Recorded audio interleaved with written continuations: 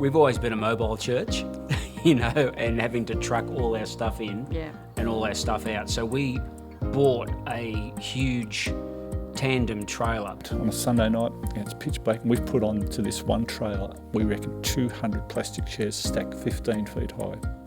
As we're swinging on the Cranbourne Road, we just looked around and 200 chairs just started going. And they kept going, and they kept going, and they went, and there was 200 chairs all over Cranbourne Road, and we had to collect all the church chairs off Cranbourne Road, stack them back up and try and get them down to the storage centre where we were keeping them. For years, we were talking about what would church look like that people who didn't know Jesus could come to. How do we make faith real? How do we connect faith in culture?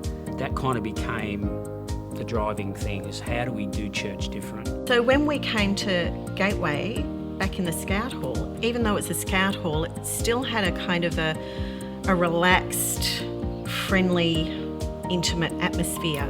I was remembering a Christmas show that we did at the high school years ago. I looked across so many people that wouldn't normally be in church, and they were tangibly experiencing the power of the Holy Spirit.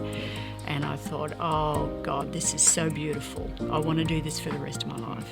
We're bringing Jesus into that, to that sort of Melbourne culture. It's not, two separate things. It's melding them so beautifully, and I really love that. Walking in the door, we were just greeted, right at the main entrance by the greeting team.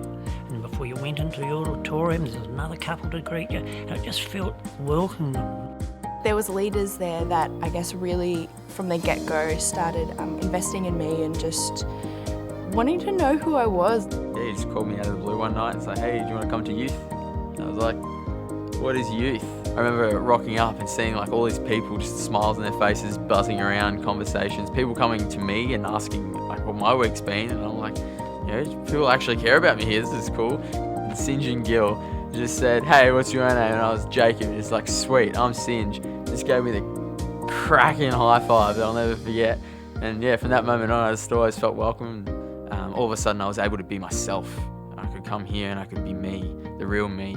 I love that it is a home. I say that often to our youth, that if you don't have a home where you can come in and feel relaxed and encouraged and built up, then this needs to be your home. This is your one safe space. It's a place where people can bring their friends who don't even know Jesus yet and go, you know what, I feel welcomed here.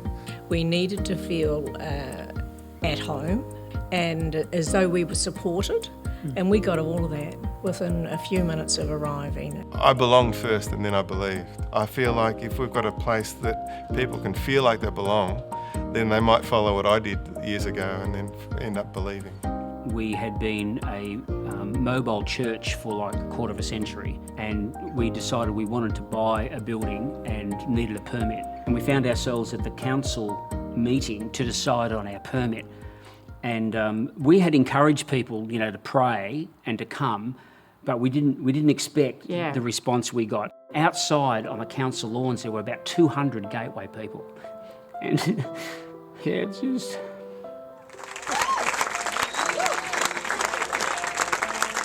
And I knew at that moment that if Gateway didn't exist, that we would be missed.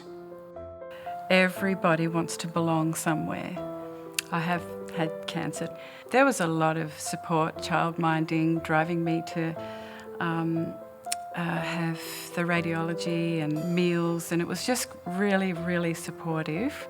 I got it again in 2006, much, much worse. I really thought that was it for me. The way the church banded together and basically said, this is not happening on our watch.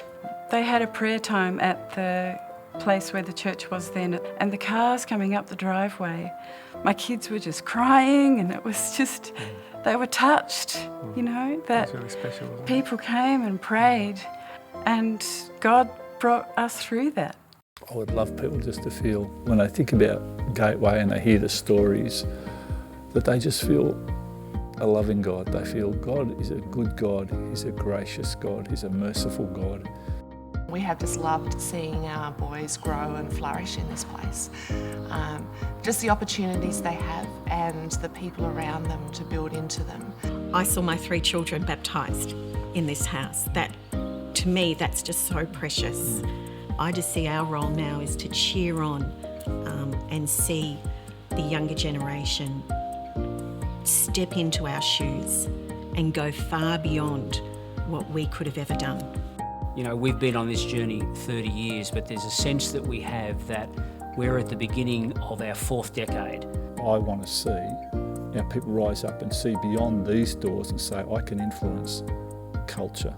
I can influence Melbourne, I can influence Australia. I really get excited when I see the young people and the next generation rising up in this house and being encouraged to step into the gifts that God's given them. Like, I don't think it's the crazy good music that we do. I don't think it's just the awesome welcoming team we have. I don't think it's just the atmosphere that we bring. I think what it boils down to is behind that is God.